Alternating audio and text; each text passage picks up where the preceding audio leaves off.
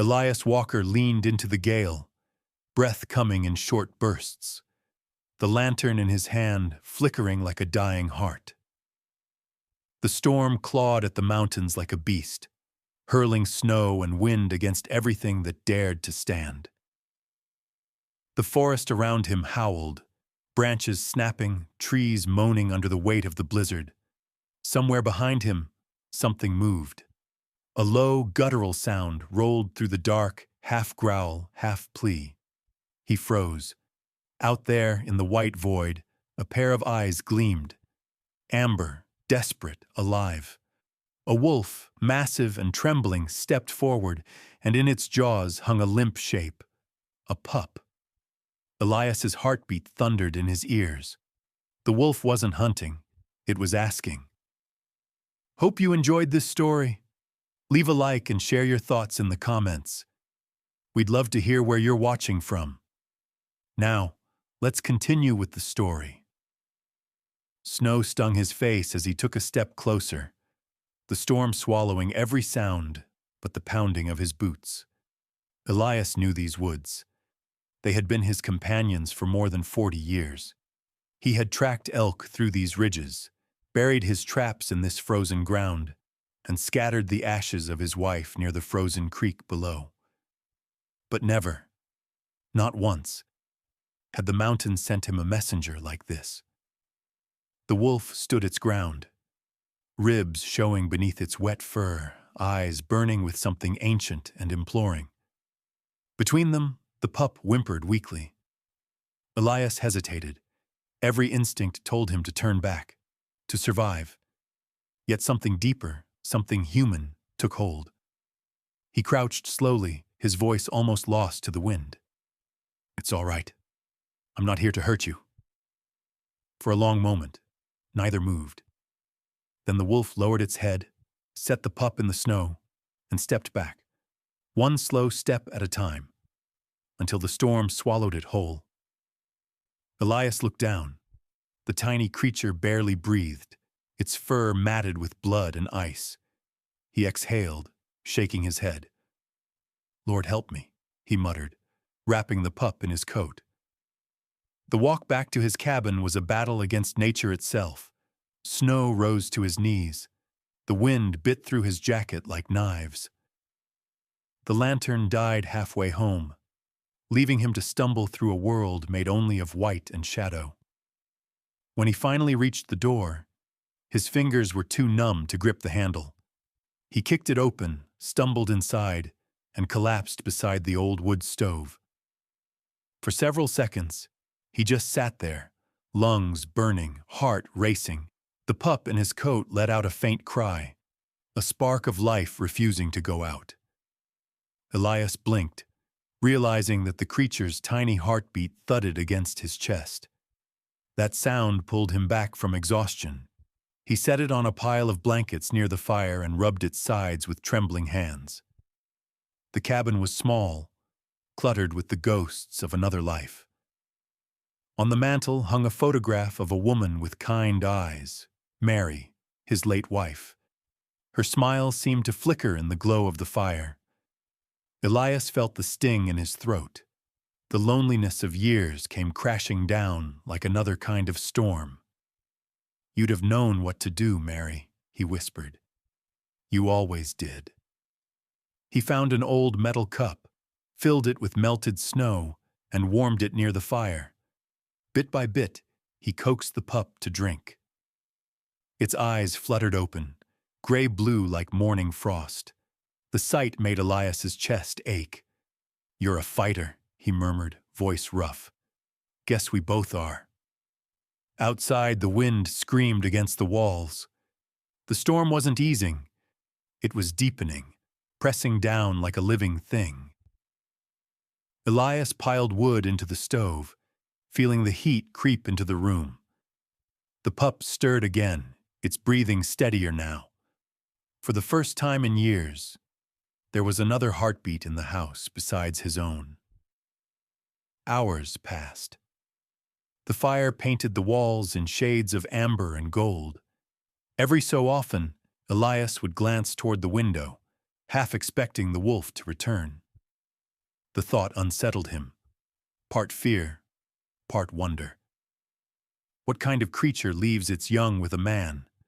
Was it desperation, or something else entirely? At one point, he thought he saw a shadow move just beyond the glass. He lifted his rifle, his pulse quickening. But when he looked again, only the snow moved, silent, endless. Still, he couldn't shake the feeling that something watched from the dark. The mountains had their own kind of eyes. As midnight passed, the storm began to calm. Elias leaned back in his chair, exhausted but unable to sleep. He stared at the small creature curled up by the fire. Its tiny chest rose and fell with each breath. He noticed a thin scar across its paw, like a reminder of a battle it shouldn't have survived. The name came to him suddenly. "Ash," he said aloud. "You'll be Ash. You've already burned and come back." The pup twitched at the sound, as if recognizing its name. Elias smiled faintly. For a man who had lost everything, that small response felt like a miracle. Outside, the snow glowed faintly under a pale moon that had fought its way through the clouds. In the distance, a howl rose, long, low, and mournful. It wasn't angry. It was calling. Elias stepped to the window and listened.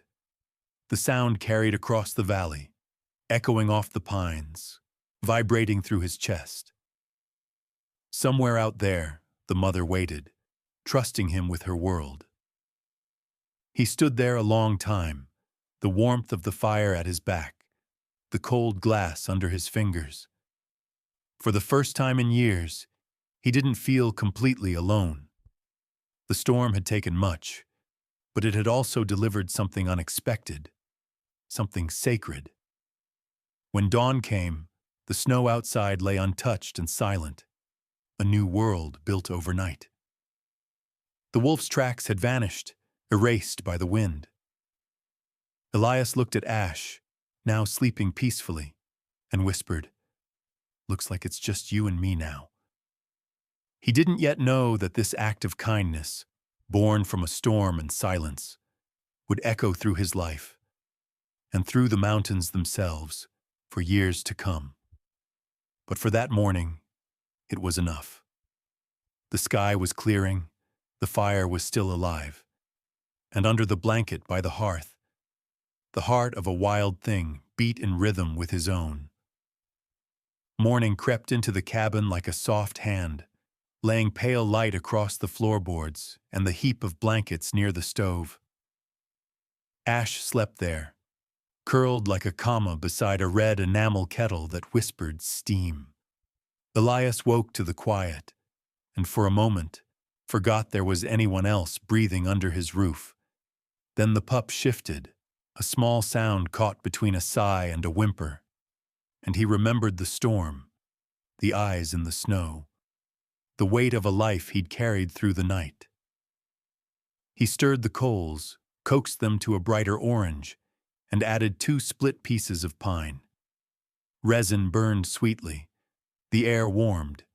He tested a shallow dish of water on his wrist and dampened a rag, wiping the crusted ice and dirt from Ash's fur. Up close, he could see scratches along the flank, a puncture near the shoulder where something bigger had bit down and nearly ended it. The edges were clean, thankfully. He dabbed it with a tincture he'd made years back, evergreen and alcohol sharp as truth, and murmured nonsense the way people do when there's no one to hear them but a creature who can't answer. "You're tougher than you look," he said, and the pup's ear curled at the sound. "Tougher than me this morning, maybe." He had just set a spoon of watered-down broth by the pup's muzzle when he heard it. Boots on crusted snow. A careful step, a pause, another step. The old boards of the porch creaked in a familiar rhythm. Elias wiped his hands and went to the door, hesitating. The night had given him a secret. Morning, with its neighbors and rules, might take it away. He opened anyway. Elias? Clara Whitmore stood bundled in a wool coat the color of rain, gray knit cap pulled down over white hair. Frost clung to her scarf in tiny beads. She held a thermos and a paper sack that smelled like cinnamon and something warm. Her face was rosy with cold and worry. "Clara," he said, surprised at how relieved he was to say her name. "You made it through." "So did you," she said, peering past him into the dim interior. "When the wind died, I worried. Couldn't sleep with the radio yammering about downed lines and missing cattle. Figured you'd be stubborn and stay put." Her voice softened. "Brought coffee and scones. Well, half scones. I got hungry halfway up the ridge." He almost smiled and stepped aside. "Come in before the coffee turns to ice." She took in the scene in 3 seconds, the blankets, the fire, the little mound on the floor, and set the thermos on the table without looking. "Oh," she breathed. "Oh my." "It's all right," he said quickly. "He's small, but he's breathing steady." "I can see that," she answered, kneeling with a slowness that suggested a knee that remembered too many winters. Her hands were sure, the old training surfacing. Former nurse. 3 decades in town clinic before they shuttered it. She ran her fingers along the pup's ribs, gentle but unafraid, then glanced at the wound. "You cleaned it with?" "Spruce tincture," he said, "and boiled water. Last night, good. Nothing sweet, nothing fatty. Broth is fine. Keep him warm, not hot. If he shivers, good. Means he's still fighting." She slid the back of her knuckles along the pup's jaw. Ash nose-breathed against her skin. "He knows you saved him." "His mother brought him to the porch," Elias said, and heard how strange it sounded. He told her then, halting at first, then in a rush, the eyes in the blizzard. The way the wolf laid the pup down and retreated. The long walk home in the whiteout. The way the house felt different with 2 hearts in it again. Clara's face, all delicate planes and brave lines, went soft around the eyes. "You did right," she said simply. "Whatever else anyone thinks, you did right." He poured coffee into 2 chipped mugs. They sat on either side of the blanket with the pup between them, as though the room itself had shrunk to that small circle of heat and breath. Clara handed him a scone from the bag and broke off a corner for herself, crumbs falling on her scarf. "Remember when Doc North used to scold folks for bringing raccoons in to bottle feed?" she said, and a little laugh escaped, thin but warm. "Said the mountain took care of its own. He never could explain how the mountain did that without hands." "The mountain has plenty of hands," Elias said, surprising himself with the certainty of it. "We just don't always admit they're ours." She glanced at the photograph on the mantel, Mary's smile catching the light. "She'd be proud," Clara said, as if stating fact, not offering comfort. He changed the subject, not so much out of pain as out of reverence. "You walked all the way up in the cold after a storm." "Neighborly nosiness," she said. "Figured if you were frozen, I'd warm you up. If you were fine, I'd steal your last biscuit. Either way, I win." The coffee steamed between them. The stove ticked and sighed. Outside, a branch shook loose its burden of snow and flung it to the ground in a soft thump. In that hush, Elias became aware of a presence beyond the window. He lifted his gaze and saw it. A shadow at the edge of the trees, tall and still, winter gray and watching, eyes like lamp embers. Clara followed his stare. She didn't startle. Her voice dropped to a whisper threaded with awe. "She's there." "She was there last night," he said, heart beating a second faster. "Never came close to the door, but she didn't run." Clara rose, moving to the window with a slow respect she might have given a stranger's grief. She stood at an angle so the glass wouldn't catch her reflection. The wolf did not pace or bare teeth. It simply stood, measuring the cabin, measuring them, listening to the faint, steady sound of a pup's breath. "She trusts you," Clara said. "She doesn't have a choice," Elias said, and felt the truth of it catch in his chest. That's the worst part. An animal shouldn't have to trust a man to save its young. Clara's hand found the windowsill and rested there, palm flat on old wood. Maybe it's not trust so much as recognition. Maybe she recognizes what it is to lose too much. He didn't answer. The old ache, the particular shape of an empty chair, the silence of evenings after the first frost, rose and receded like a tide he'd learned to time his days around. The wolf's ears twitched. Then slowly, it turned and dissolved into the birch and pine, leaving an after-image behind his eyes like a memory. They took turns through the afternoon. Elias stoked the stove. Clara cleaned the wound. Elias boiled water. Clara hummed a tune he half remembered from church suppers and summer parades. A tune without words, the kind of thing that was mostly breath and comfort. The pup slept and woke and slept again. Once, it yawned so wide they both laughed, the sound echoing off the rafters like something young. "Why Ash?" Clara asked at last. "Because he looked like what's left after fire," Elias said. "And because ash makes good soil if you mix it right." "That's a preacher's answer," she teased. "That's a man with a wood stove answer." Late light slanted into the room, turning the dust motes to slow drifting snow. Clara fished in her coat pocket and produced a small tin. "Salve with comfrey and calendula. I keep some for myself. If you dab it thinly, it'll keep the skin from cracking." She handed it over, then added, "I'll bring proper gauze tomorrow. I still have a stash from the clinic. Don't tell anyone. I imagine half of Eagle Ridge still comes to me to patch what pride won't let them admit in town." "What would I tell anyone?" Elias said.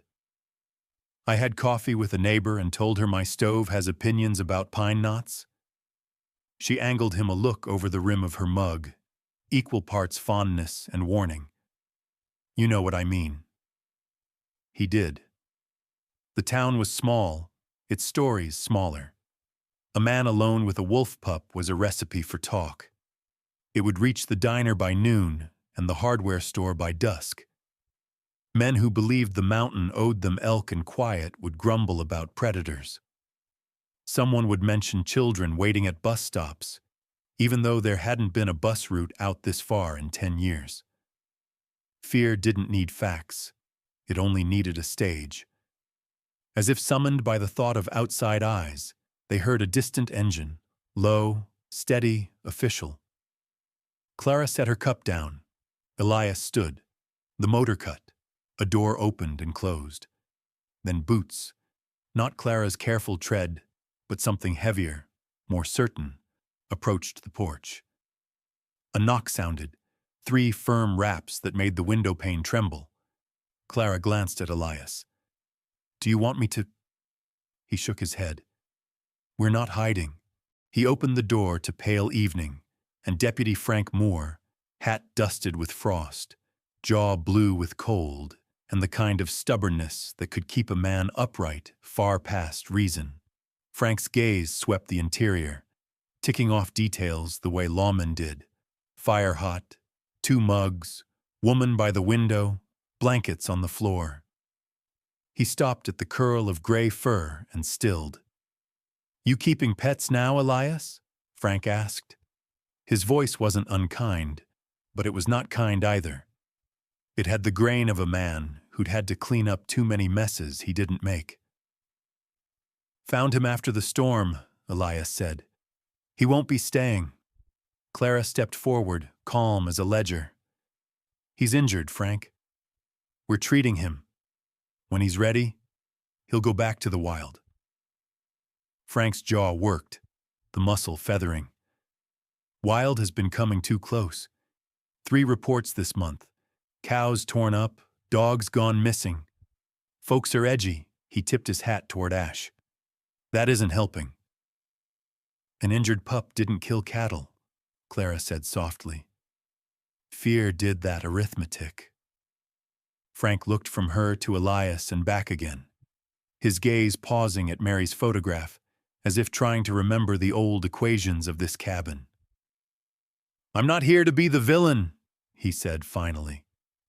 I'm here because when folks are scared, they do stupid things. I'd rather make sure you're not on the receiving end of that stupidity. Elias met his eyes. We hear you. Frank stepped backward onto the porch. Cold rushed past him like a living thing. Keep your doors shut. Don't give them a reason to get riled. And Elias, if that animal shows signs of turning mean, I need to know before someone else tells me with a bullet. He left without waiting for agreement. The engine whined to life and dwindled down the ridge. In the quiet that followed, the cabin felt smaller, as if the world had pressed its ear to the walls and listened in. Clara exhaled slowly. He means well, she said. In his way. In his way, Elias echoed, and looked at Ash. The pup had slept through the entire exchange, a small kingdom oblivious to the borders being drawn around it. Night returned soft as felt. Clara gathered her scarf and hat. I'll come back in the morning, she said, touching Elias's shoulder with the kind of brief, steady contact that carries more than comfort. We'll see about proper bandages and a bit more broth. Thank you, he said, and meant it more ways than the words could carry. After she left, Elias settled by the stove again. He added wood, adjusted the damper, listened to the fan of heat rise. Outside, somewhere far and near at once, a solitary howl trembled on the edge of hearing, less a warning than a question. Elias looked at the little creature by the fire and answered in the only language he had. He stayed. He kept watch. He kept the flame alive. What none of them could see yet, neither the woman heading down the ridge, nor the deputy in his truck, nor the wolf moving through black trees, was how this small room and this small life would pull a whole town's fears into the open. The mountain had found hands, after all, and the hands would have to choose. Days folded into weeks, and the snow began to lose its grip on the valley. Thin streams of water cut through the drifts, whispering of spring. Elias watched the melt from his porch each morning, mug in hand, while Ash, stronger now, wandered circles around the yard, sniffing everything with the boundless curiosity of the living. The wound on his shoulder had closed into a thin scar beneath the fur. Every so often, he would lift his head to the wind, testing the distance between his new world and the wild one beyond the trees. Clara still came most mornings. She brought gauze, tea, a loaf of bread that smelled faintly of honey, and a patience Elias hadn't realized he needed. She talked softly, not to fill the silence but to share it. In her presence, the cabin began to sound like a home again. Teacups clinking, laughter roughened by age, the soft thump of Ash's tail. One afternoon, as they sipped tea, Clara's eyes lingered on the wolf pup asleep near the hearth. He's different, she said. I've seen wild things. They don't stay this calm unless they trust what's near them. Elias leaned back in his chair. Trust is fragile, he said. It's not that he's tame. It's that he doesn't expect harm here. Clara nodded thoughtfully, then turned to the window. People won't understand that. He followed her gaze to the road where truck tracks scored the mud. They don't have to.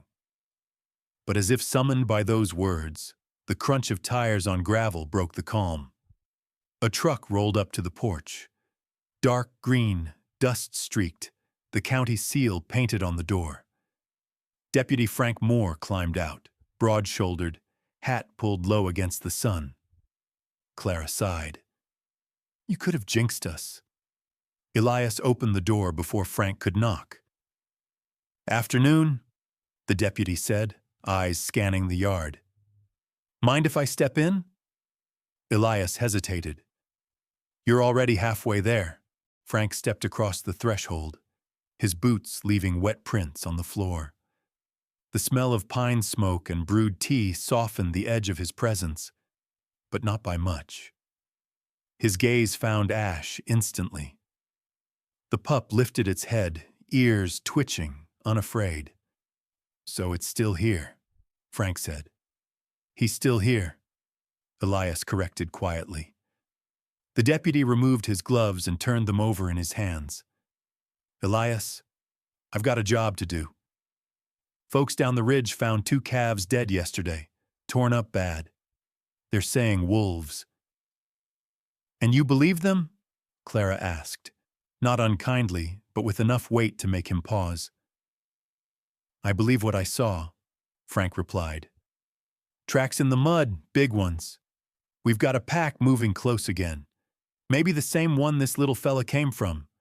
He crouched a bit, studying Ash. "Cute now.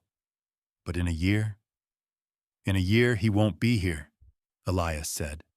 Frank's eyes lifted. "That a promise or a plan?" "It's what's right," Elias said evenly. "When he's ready, he'll go. I'm not trying to make a dog out of him." Clara stood between them, her presence enough to remind both men that this wasn't a battlefield. "Frank, no one here's keeping a pet. Elias saved a creature from freezing. That's all." The deputy straightened, slipping his gloves back on. "I don't want trouble," he said. "But I also don't want to see anyone get hurt, man, woman, or livestock. Wolves don't mix with people." "Maybe people don't mix with wolves," Elias said, his voice steady but firm. For a long moment, the two men held each other's gaze.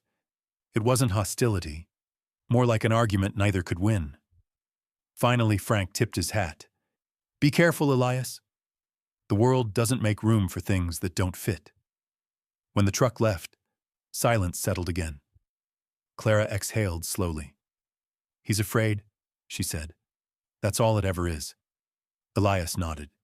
"Fear turns reason thin. And when it tears, folks aim at what they don't understand." He looked at Ash, who had crawled closer to the fire, his eyes following the flicker of light. "But this one's not afraid." Maybe that's what frightens them most. That evening, when Clara went home, Elias sat alone by the window. The world outside was quiet, but the forest edge hummed with invisible life. He could sense it, the rhythm of hooves under melting snow, the wings of ravens overhead, the pulse of something vast and unseen. He wondered if the wolf, the mother, was out there, watching. Ash stirred, padding toward him. The pup rested its head on Elias's boot, eyes half closed. He reached down, brushing the fur that had grown thick and soft again. "You'll have to go back someday," he said softly, "when you're strong enough." The words ached coming out, but they were true. Days later, word spread faster than the thaw. At the general store, Elias overheard talk. Men grumbling that wolves would ruin their spring calving, women whispering that old Walker had gone half wild himself. He ignored most of it, but the unease was growing. One night, gunshots echoed from the next valley, followed by a long, lonely howl. Ash bolted upright, muscles tense. "It's all right," Elias murmured. But it wasn't, not really. By the following week, the air had changed. Smoke from brush fires lingered low in the mornings. The townsfolk had begun setting traps along the outer ridge. Clara came by, concern etched across her face. "They're getting reckless," she said. Frank's doing his best to calm them, but they think killing every wolf will make them safe. Elias shook his head. Killing never buys peace, just silence. That night, the silence he spoke of arrived. Thick, oppressive. The forest seemed to hold its breath. Around midnight, he woke to Ash pacing near the door, ears flicking, tail stiff. Something moved outside. A rustle, a crack. He grabbed the lantern and stepped onto the porch. The air was sharp, the moon carving silver lines through the trees. And there, at the edge of the clearing, stood the wolf, the mother, or what remained of her. Her fur was matted, ribs visible, one eye clouded by a milky film. Yet she stood tall, proud, unbroken. Behind her, shapes moved in the shadows, 2 more wolves, smaller, uncertain. Ash whimpered, pushing past Elias to the top step. The mother wolf froze, watching. Elias held his breath. The wind carried the faint smell of pine and blood. Then, as if deciding the distance was enough, the wolf dipped her head once, an acknowledgement, not a plea, and vanished into the woods. Ash lingered, staring after her, torn between 2 worlds. In the morning, Elias found paw prints circling the cabin. Not close enough to threaten, just close enough to remember. He knelt, touching the prints, still damp from melted frost. The pattern told him what words could not. The wolves were watching, waiting, perhaps even protecting. When Clara arrived later, she saw the tracks and went pale. "You think she'll come back?" "She already has," he said. "But if the town sees these, I'll sweep them before nightfall," Elias said quietly. "They don't need more reasons to fear." As the days stretched into early summer, the forest grew dense again, swallowing the scars of winter. But beneath its calm surface, tension simmered. The townsfolk wanted control. The wolves wanted survival. And Elias, caught between both, could feel the pull from either side. One evening, he stood at the edge of the woods with Ash beside him, both staring into the fading light. "Someday," he murmured, "they'll make me choose." He didn't know that someday was already on its way, carried in whispers, in fear and in the restless eyes of the men down the valley sharpening their rifles. The mountain, patient and ancient, waited for what it had always known, that the line between man and wild was drawn in ash. The summer bled slowly into another winter. The air thinned, the days shortened, and the valley around Eagle Ridge fell silent beneath the first snow. Elias Walker moved slower now. His knees ached. His breath came with a rasp that lingered after each climb up the porch steps. Time had carved its own map into his hands, but his eyes still carried the same steady light, one that even age couldn't dull. Ash, no longer the frail pup from that storm years ago, had grown into a magnificent wolf, tall, broad-shouldered, coat the color of smoke. He lived free most of the time, ranging through the woods and the high ridges. But he always returned. Sometimes Elias would wake at dawn to find him lying near the cabin door, silent and watchful, like a sentinel from another world. The people in town had long since stopped asking about the wolf. Fear had turned into story, and story into myth. The old man on the ridge and his ghost wolf. Children whispered it at the diner. Men laughed at it over their beer. But Clara still came, still believed. On a brittle morning in late December, she arrived with a scarf wrapped around her throat and worry in her eyes. "You're pale," she said the moment he opened the door. "You've been coughing again." Elias waved her off gently. "Just the cold." It's nothing new. Clara poured him tea anyway, hands steady despite her own frailty. Her hair had thinned to silver threads, her skin almost translucent, but her spirit was stubborn as ever. "You know, one of us is going to have to learn to listen," she said, smiling faintly. He smiled back. "It's never going to be me." Ash padded into the room then, head low, movements calm but alert. His presence filled the cabin with quiet gravity. Clara reached out, fingers brushing the thick fur behind his ear. "He still comes back," she said softly. "After all this time." "Always," Elias replied, "no matter how far he goes." A long moment passed between them, the kind that didn't need words. Outside, the wind picked up, swirling snow against the window. Then, faint but unmistakable, a sound carried through the cold, a low, mournful howl echoing from deep in the woods. Ash froze, ears pricked, his body tensed, muscles rippling under his coat. Clara set her cup down slowly. "That wasn't him," she whispered. Elias stood, gripping the back of his chair. "No," he said. "That was a call." The wolf moved to the door, tail rigid. Elias followed, heart thudding as another howl rolled across the valley, sharper this time, urgent, almost pleading. The sound reached inside him, tugging at something ancient and familiar. He grabbed his coat and stepped out into the snow. "Stay inside," he told Clara. "You're not going alone," she protested, but he was already descending the porch steps, the crunch of snow marking his path. Ash led the way, darting between trees, pausing only to make sure Elias followed. The forest was dark and thick with mist. The snow reflected the faint light of a half-moon, painting the ground in silver streaks. They climbed higher, through a stand of birch trees that creaked in the wind. When they reached the ridge, Elias saw movement ahead, a shape half-collapsed against a fallen log. Another wolf, smaller, younger, its side darkened with blood, and standing over it, trembling with exhaustion and age, was her, the mother wolf from years ago. The fur around her muzzle was gray, her body thinner, but her eyes, those eyes, still burned with that same imploring fire.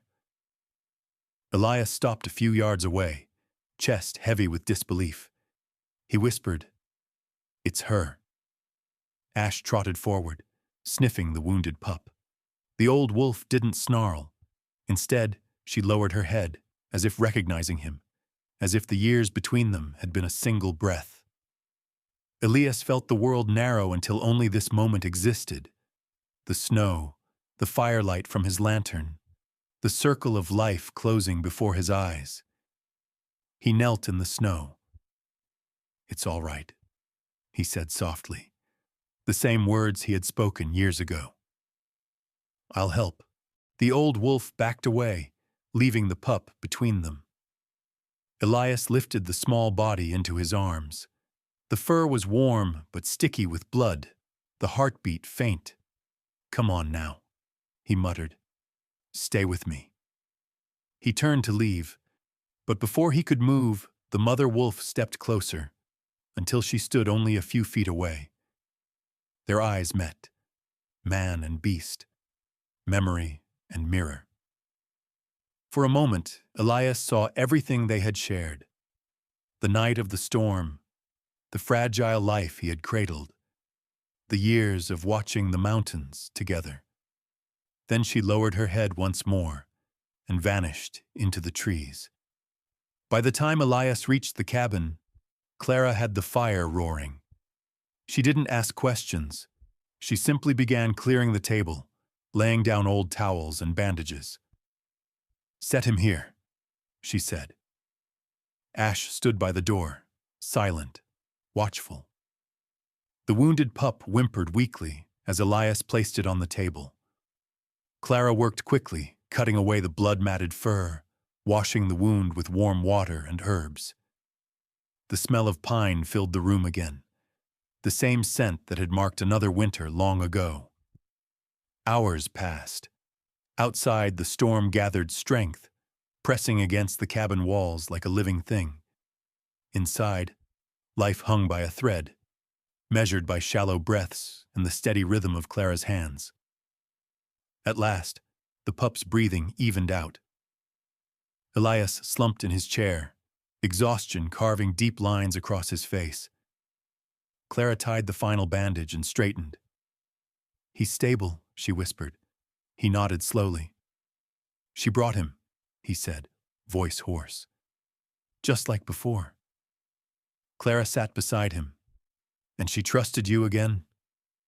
He rubbed his palms together, staring into the fire. "I used to think that night was luck. Now I think it was a promise neither spoke for a long time." The flames hissed softly, throwing gold across the walls.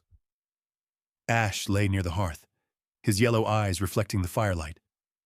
Somewhere far off, a single howl rose, a sound of farewell. Elias closed his eyes.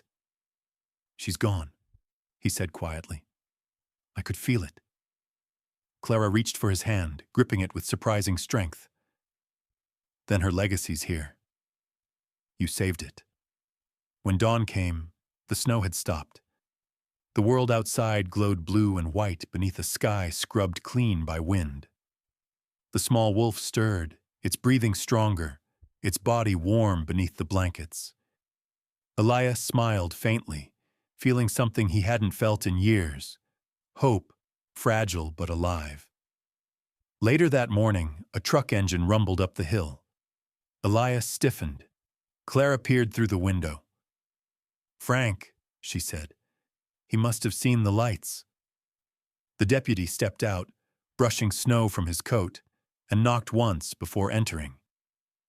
His eyes took in the scene: the table, the pup, Ash lying near the fire. "You have a talent for finding trouble, Elias. Or it finds me," Elias said. Frank approached the table, studying the pup. "Another one, huh?" "People down the valley are talking again. They say a pack's been seen near the river." Elias met his gaze. "They've always been here, Frank. We're just finally noticing." The deputy sighed, weary rather than angry. "If they get too close, I'll have to act." "You know that, I know," Elias said. "But not tonight." Frank looked at him for a long moment, then nodded. "Not tonight." When the door closed behind him, Clara exhaled. "You've just postponed the fight," she murmured. Elias nodded slowly. "Maybe. But sometimes that's enough outside." The light shifted, glinting through the melting snow. The forest beyond seemed to breathe again, alive and waiting. Inside, the small wolf whimpered softly, pressing its nose against Ash's paw. Elias watched them, heart full, and whispered, "The circle's begun again." He didn't yet know how deep that circle would run, or that before spring's end, the mountain would call upon him, and every creature he had ever loved, to defend what still mattered. But for now, under the hush of the fading storm, the cabin felt like the safest place on earth. The thaw came late that year. It crept down from the ridge like a secret, turning snow to slush, ice to mist, and silence to birdsong. By mid-March, the valley stirred awake. Rivers cracked open, sap rose in the trees, and the people of Eagle Ridge went back to their worries. For Elias, each morning began the same: feed the fire, tend the young wolf's wound, wait for the day's first sound. The pup, he called her Willow, was stronger now. She moved through the cabin with a curious grace, her limp almost gone. Ash watched over her like a sentinel, protective but never possessive. Sometimes Elias caught them playing in the snow behind the cabin, two silver forms circling each other in a dance of instinct and memory. Watching them filled him with quiet wonder. Life, even scarred, insisted on growing. Clara visited daily through February, but her strength had begun to fade. Her laughter still filled the room, but each time she climbed the ridge, the climb seemed longer. Elias saw it in the way she rubbed her chest after a steep step, in the way she lingered by the stove to catch her breath. He offered to fetch her instead, but she only smiled and said, "Don't you dare rob me of my excuse to see the wolves." Then one morning, the first sign of trouble arrived, not from the forest, but from the road. Elias heard the low hum of engines before he saw them. 2 trucks, green with white lettering, Department of Wildlife, and behind them, a third, painted black. Men stepped out wearing rifles slung over their shoulders and purpose in their eyes. Frank Moore climbed down from the third truck, his hat pulled low. Elias stepped onto the porch. "What's this?" Frank didn't meet his eyes right away. "We got reports, Elias. 3 cattle torn apart near the river, another gone missing last night. The mayor called the state office. They're sending a control team to reduce the pack." "Reduce," Elias repeated quietly. "You mean kill." Frank's jaw tightened. "It's what they do. I tried to talk them down. They won't listen." A tall man in a black coat approached, one of the state officers.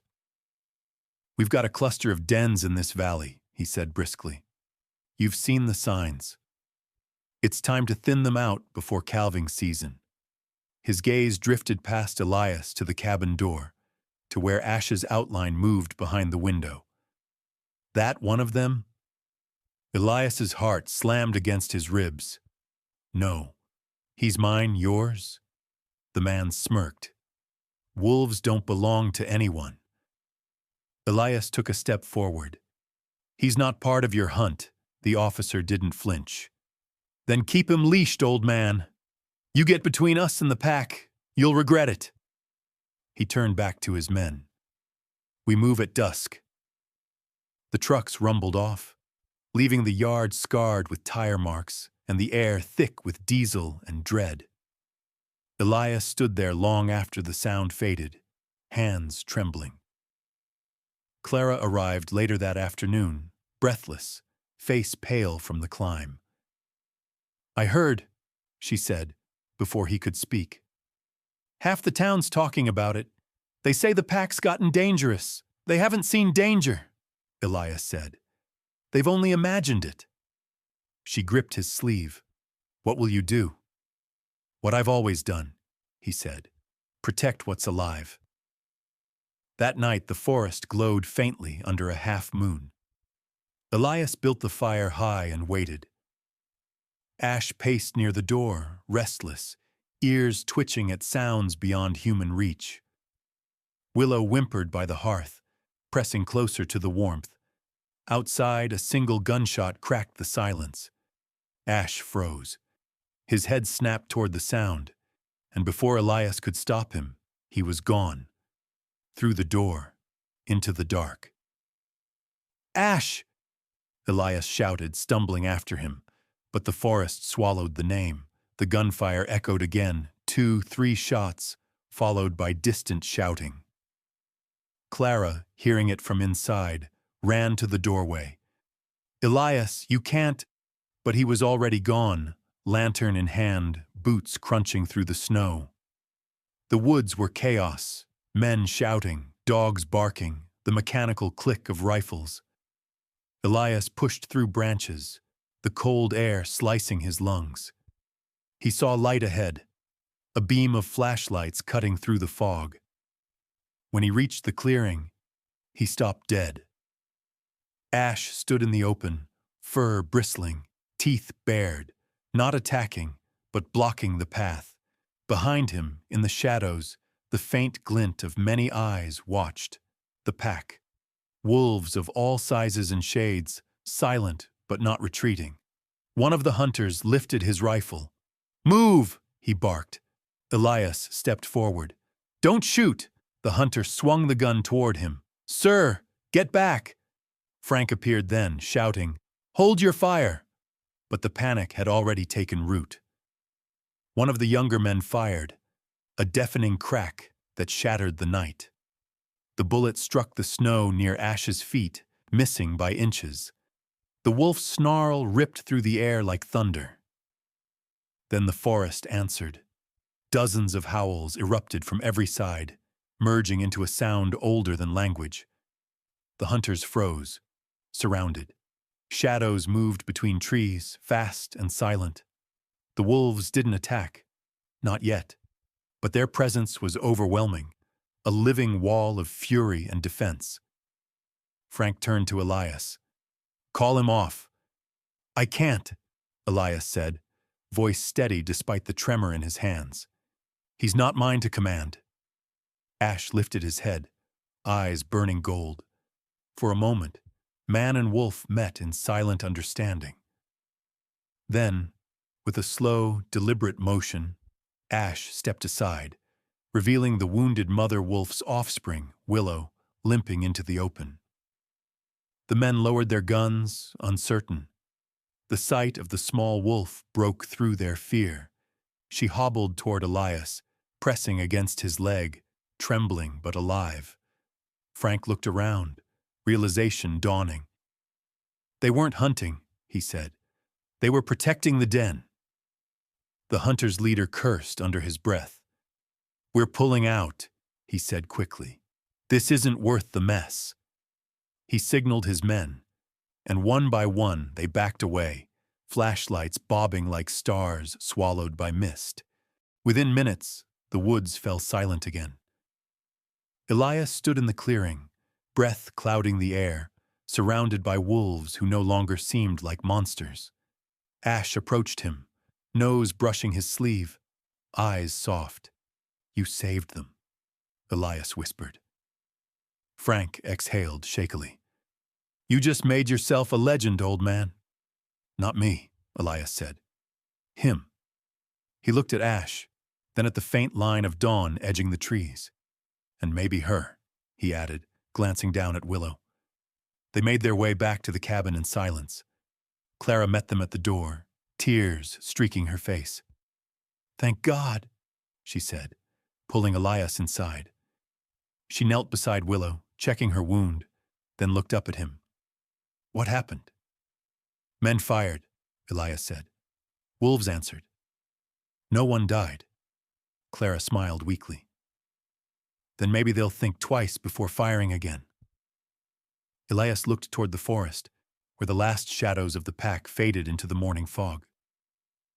"They won't," he said quietly, "but we'll remember." That morning, the valley lay still, touched by a fragile peace. The snow around the cabin was trampled with prints: wolf, man, survival. The sun rose slowly, painting everything gold. For the first time in years, Elias felt the mountain breathe easy. But deep inside him, he knew peace never lasts long. The world always circles back to testing what it fears most.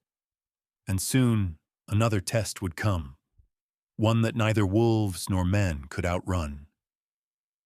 As the fire in the cabin burned low, Ash lifted his head and howled once, a sound that carried across the ridge and into the valley below. It wasn't a warning. It was a promise. The spring that followed was the gentlest the valley had seen in years. The snows melted early, the streams ran clear, and wildflowers painted the meadows with soft strokes of violet and gold. Yet in the cabin on Eagle Ridge, time began to move differently, slower, quieter, as if the mountain itself was holding its breath. Elias Walker's body had grown frail. He could feel it in the small ways first. The stiffness of his fingers when he tried to split wood, the shallow breath that came after each climb to the porch, the way dawn arrived faster than his strength. But his mind stayed sharp, his heart steady. He spent his mornings sitting in the rocker by the window, a wool blanket draped over his knees, watching the forest return to life. Ash still visited every few days, appearing at the edge of the clearing like a memory that refused to fade. Willow, now strong and lithe, often came with him. She had the same eyes as her mother, bright and cautious, but her spirit carried something more: curiosity, maybe even trust. When they came, Elias would open the door wide, let the cool air rush in, and say softly, "You're home, both of you." Clara came less often now. Her heart had grown weaker, though she refused to say it aloud. When she did visit, she stayed longer, sitting beside Elias as he told stories of old hunts, lost winters, and the night the wolves had surrounded the valley. It wasn't a fight, he always said. It was an understanding. Frank Moore still checked in from time to time, usually in the evenings. He'd stop his truck at the end of the path, remove his hat, and bring a bag of supplies. The man who once warned Elias now spoke with a quiet respect. "You changed this place," he told him one night. "People don't shoot first anymore. They look twice." That's something. Elias smiled. "It wasn't me, Frank. It was what we learned to see." The days drifted by in the slow rhythm of contentment. The valley, it seemed, had found a fragile peace. But nature, like memory, never stands still. One night, a storm rolled in from the north, the kind that didn't bring snow but rain, heavy and relentless. Thunder cracked through the ridges, and wind slammed against the windows. Elias sat by the fire, wrapped in his blanket, feeling the cabin tremble around him.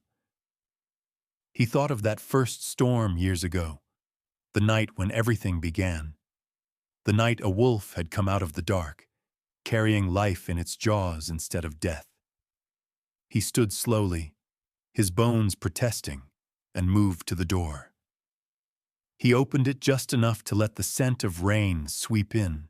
The smell was clean, wild, electric. And then he heard it, a distant howl rising above the storm. One voice, then another and another, until the whole valley seemed to sing. He smiled faintly. "Still here," he murmured, "still watching."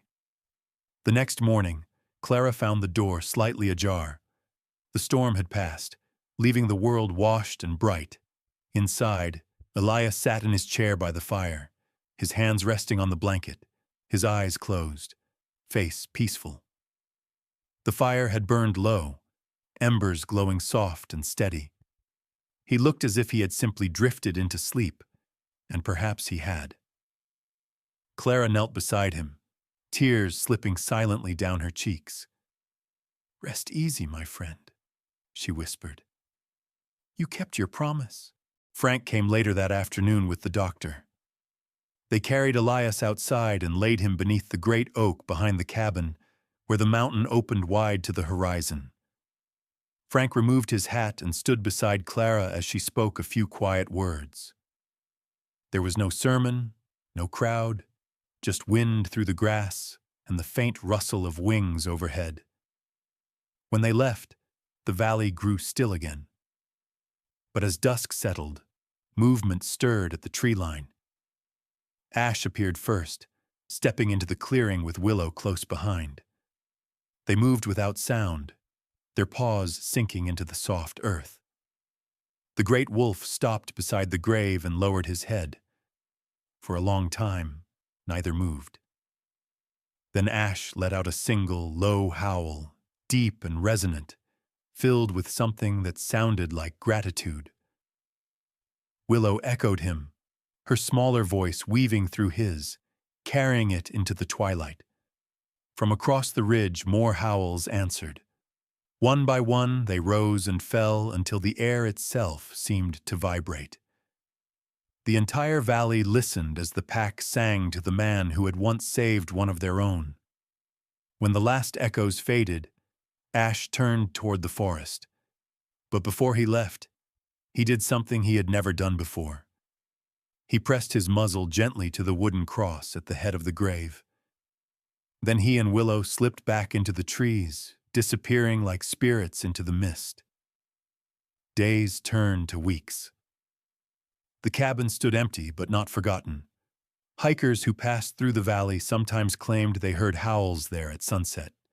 Mournful, beautiful, almost human. Some said they saw a single wolf sitting by the oak, staring west until the light faded.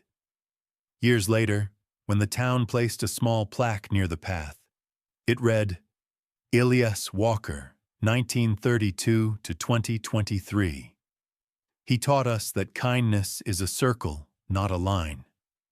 Every spring after that, wildflowers grew thicker around his resting place. Lupine, goldenrod, and a small white bloom the locals began calling Walker's Hope. The valley changed slowly. Fences were lowered, traps were banned, and the wolves returned to the high country without fear. And still, on certain nights when the wind blows down from the ridge, a single howl rises and drifts through the pine trees. Those who hear it say, it doesn't sound lonely. It sounds like a story being told again. A story about mercy, about trust, and about how even in the wildest corners of the world, love always finds its way home. Beneath the oak, the ground breathes with life. Grass bends under the weight of the wind, and the faint prints of a wolf's paw mark the earth. The circle, unbroken, continues. Man, beast, mountain, and memory bound together in a quiet eternity. And far off in the distance, under a moon as pale as silver glass, a young wolf pauses at the ridge, lifts her head, and lets out a soft, rising howl. It carries across the valley, over the cabin, through the trees, and up to the stars. A song not of mourning, but of remembrance.